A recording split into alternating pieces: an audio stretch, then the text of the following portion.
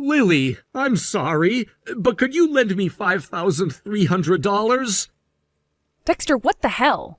A college student suddenly asking for $5,300? Are you serious? It's for tuition. Excuse me? Explain yourself.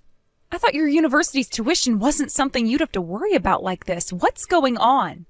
My university requires the entire year's tuition to be paid up front. That's why the amount is so high.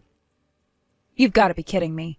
Come on, Dexter, you were the one who said you didn't want to rely on scholarships because they made you nervous.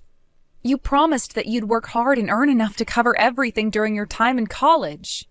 If I remember correctly, didn't you have a whole plan to manage your expenses after your first year? Even if I'm your sister, this isn't the kind of money I can just hand over on a whim. I know, Lily. Believe me, I didn't want to ask you for this either. I'm desperate. I feel like I'm grasping at straws here. I have no one else to turn to, and the deadline is fast approaching. There's more to this story, isn't there? Fine, let's meet up and talk about it in person. I'll hear you out. Meet me at the family restaurant on the 5th floor of the F Station Mall. We'll discuss it over dinner. I don't even have enough money to eat out. It's fine. I'll cover that, at least.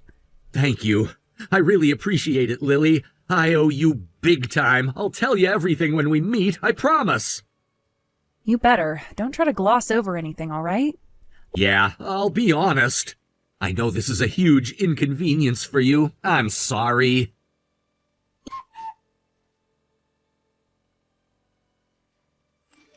Lily, I heard you switched jobs and got a pay raise. Isn't it time you increased the amount you're sending to the family? You were the one who defied us and left home when you started college. It's about time you repay your parents for raising you, don't you think? Show some gratitude. Hi, Mom. Long time no talk. And of course, it's another message about money. You know, you really don't give up, do you? Even though you know I'll say no. If you want money, why don't you get a job? It's embarrassing enough that neither you nor Dad are working. How dare you speak to me like that? I'm just giving you a chance to be a good daughter and show some filial piety. You should appreciate the opportunity.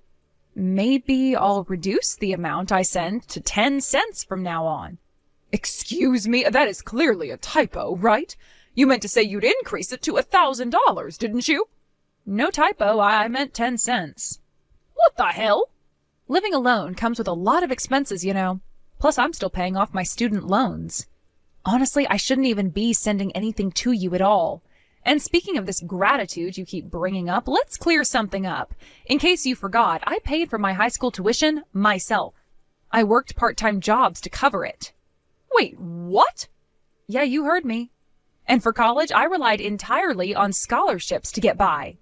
And as I mentioned, I am still paying these loans off. Let's not forget, when I was a kid, it wasn't you or Dad who made sure I had food to eat. It was Grandma, who passed away 6 months ago, who took care of me. To be honest, I don't really feel like I owe you anything for raising me. It's normal for grown children to take care of their parents. That's how it's supposed to be. Maybe so, but I think only parents who actually did their part in raising their kids get to make that argument. You are unbelievable. Look at your brother Dexter. He is paying his own $5,300 tuition. Why can't you be more like him? Excuse me? What? He's your younger brother, yet he's managing his finances. Meanwhile, you, as the older sibling, are only offering 10 cents as support. Are you trying to mock us? Wait a second. That $5,300? That was me. I lent it to Dexter. What?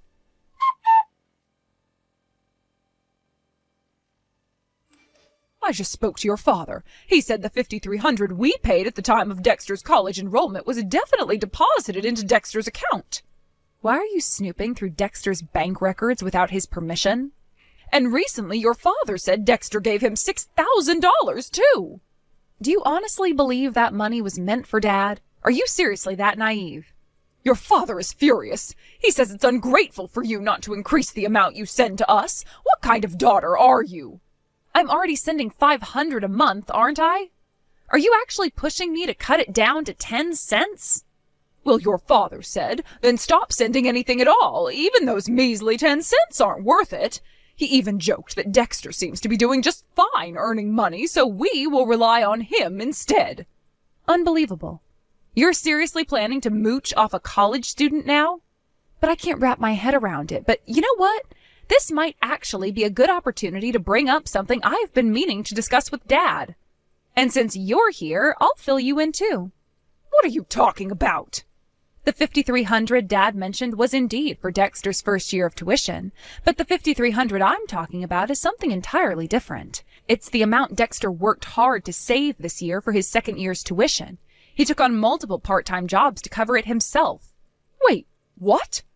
Let me explain. When Dexter started college, Grandma and I stepped in to help with the initial costs, including his enrollment fee and first-year tuition. We knew it was too much for a high schooler to handle alone. However, from the second year onward, Dexter was determined to pay his way. He promised to earn and save enough through his part-time jobs, but then Dad, who apparently has no sense of boundaries, found out Dexter was working extra hours and saving diligently. Dad showed up unannounced at Dexter's apartment one day, let himself in, rummaged through his belongings, and discovered a savings account with about $6,000. That account, by the way, was specifically set up to cover Dexter's tuition and apartment rent. But Dad, being Dad, somehow convinced himself that it was money Dexter intended to send to you and him. So what did he do? He withdrew every single cent without asking. Excuse me? Yeah, Dexter made the mistake of using an easy-to-guess PIN, which is partly on him, I'll admit. But because of that, he's now facing a tuition payment crisis. He couldn't pay the $5,300 for the upcoming year and had no choice but to turn to me for help. With no other option, he swallowed his pride and asked me to lend him the money. I can't believe this. Well, believe it. I couldn't let him drop out of school over something like this, so I paid the tuition for him. Now, thanks to Dad's selfish actions, both Dexter and I are left financially strapped for the foreseeable future. We're both going to be living frugally for a while. This can't be happening. And because of all this, I've decided to stop sending money to you entirely. As for Dexter, I'm under no illusion that he'll be in any position to support anyone else, let alone you and Dad. He's focused on rebuilding his savings and getting through college. Wait a minute, you can't just stop sending money. We rely on it. Without it, we're in big trouble. Up until now, your father has been living off the inheritance he got from your grandfather. And when your grandfather passed away 6 months ago, we used her inheritance too. But that's all gone now. You blew through Grandma's inheritance? That's bad enough, but to think you've already burned through Grandma's inheritance too, less than 6 months after her passing?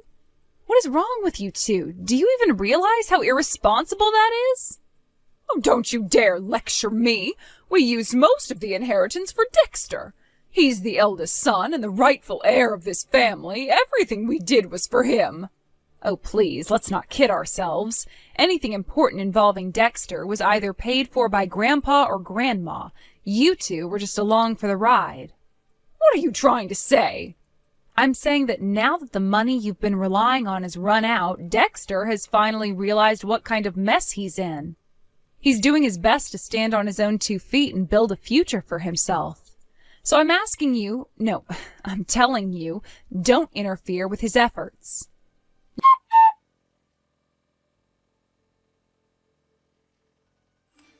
Lily, you didn't give Dad and Mom your apartment address, right?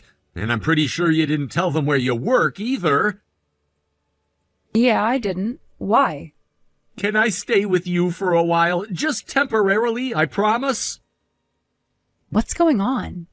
Dad and Mom showed up at my place uninvited. They've moved in. What? Apparently, they blew through Grandma's inheritance and fell behind on rent for the house. They got evicted. You've got to be kidding me. Wait, so the house wasn't theirs? It was a rental? Yeah, it was. I guess I overlooked that detail, too. Anyway, it's gotten to the point where they've stopped caring about appearances entirely. They've started trying to take cash from my wallet when I'm not looking, and even tried pawning my stuff. Are you serious? After everything they've said about loving you as the eldest son and heir, they're treating you like this? From what I've gathered, they've been relying on loans to cover living expenses for the past few months. Loans? And yet they're showing zero signs of trying to get jobs. They're clearly counting on me to support them. Dad even asked me when my next paycheck is coming in. At this rate, it's only a matter of time before they take my money outright. I might have to drop out of college just to support them. That would make all the sacrifices you made to cover my tuition completely pointless. I see. Give me a little time to think. Stay put for now, okay?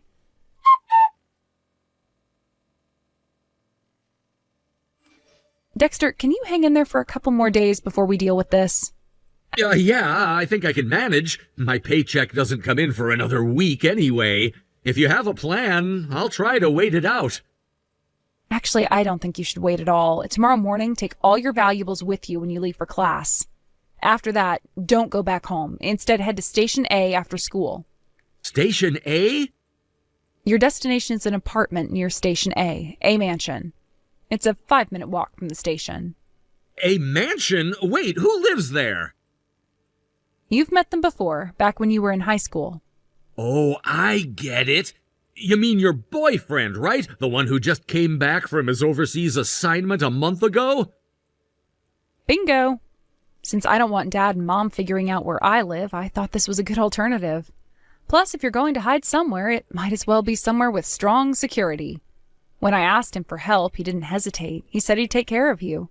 He even offered to help find you a new place to live and assist with the financial side of things if needed. Your boyfriend's a total legend. I'll send you his contact information in a bit. Make sure to call him once you leave campus tomorrow, and he'll take it from there. Got it. But honestly, I feel so pathetic right now. I've been relying on you and everyone else so much. I'm supposed to be working hard to become independent, but here I am running away again. Dexter, listen to me. There's no shame in asking for help when you've done everything you can on your own. It's part of being human, part of surviving. What you can't do is try to shoulder everything alone. That's a fast track to burning out. Lily. Be grateful for the help you receive, and when you're in a better position, pay it forward by helping someone else. That's how you repay kindness. Yeah, you're right. I'll do my best to get stronger. To become someone who can do that someday.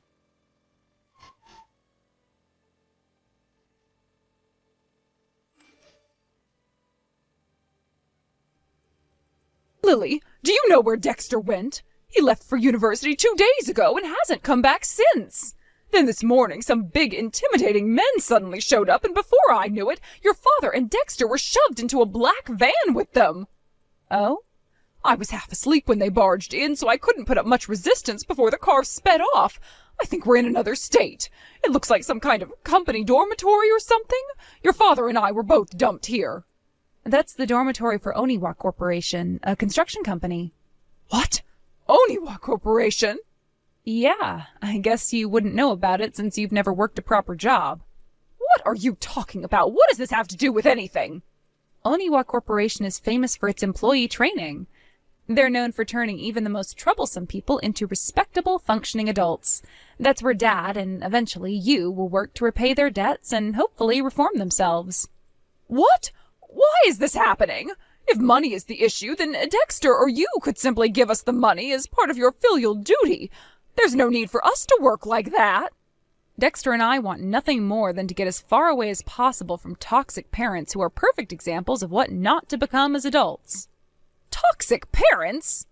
Yeah, I already knew you lacked self-awareness, but your reaction proves it all over again. Never mind that. What about Dexter? Where is he? If you're going to make someone work, then he should be working too. He owes you $5,300, doesn't he? Let me remind you of how this all started. Dad withdrew $6,000 from Dexter's account without permission and spent it all. So here's how it's going to go. First, Dad will repay Dexter the $6,000. After that, Dexter will return $5,300 to me. This process is non-negotiable since it's symbolic, about accountability. And one more thing, once that's done, consider this the end. I'm cutting ties with both of you. Wait, Lily, don't leave me. Bye-bye.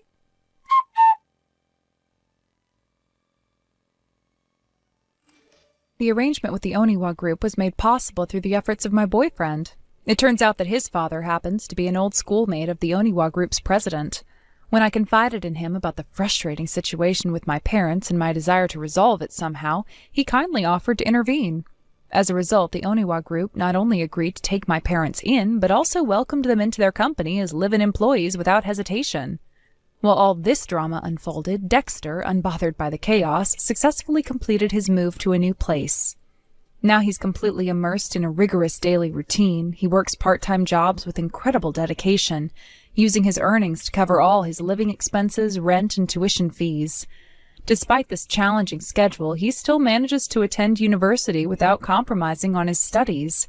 His perseverance is nothing short of admirable. It's clear that he's determined to carve out a better future for himself on his own terms. As for my parents, the source of so many of our problems, they're currently in their 50s. They should still be in their prime working years, yet decades of laziness have left their toll. Their prolonged indulgence in a slothful lifestyle has apparently made even the basics of hard work an uphill battle for them. It seems they're now struggling to adjust to the structured routine required by their new roles in the Oniwa Group. From what I've heard, their daily schedule is quite demanding. In addition to their regular work hours, their routine now includes mandatory morning and evening runs to improve their physical fitness. I suppose this added element of discipline was deemed necessary to help them adapt and overcome the bad habits they've developed over the years. The mental image of them huffing and puffing, running around from morning until night while barely managing to keep up with their responsibilities is oddly satisfying. Just imagining them in such a state eases some of my lingering frustrations, even if only a little. Honestly, it's hard to fully articulate the level of relief this arrangement has brought me. For years, I had borne the burden of my parents' irresponsibility, their inability, or perhaps refusal, to contribute meaningfully to the household created countless obstacles in my own life. It was as if their complacency was a black hole, pulling me into a vortex of stress and resentment. But now, seeing them finally held accountable for their actions and forced to confront the consequences of their past choices, I can't help but feel a sense of vindication. Dexter's support throughout this ordeal has been invaluable. If it weren't for him and the connections his family provided, I doubt my parents would have ever taken the initiative to turn their lives around. His father's willingness to reach out to the Oniwa Group's president on their behalf was an incredible gesture, one I'll always be grateful for. However, the fact remains that this opportunity was a result of external intervention. My parents certainly didn't earn it through their own efforts.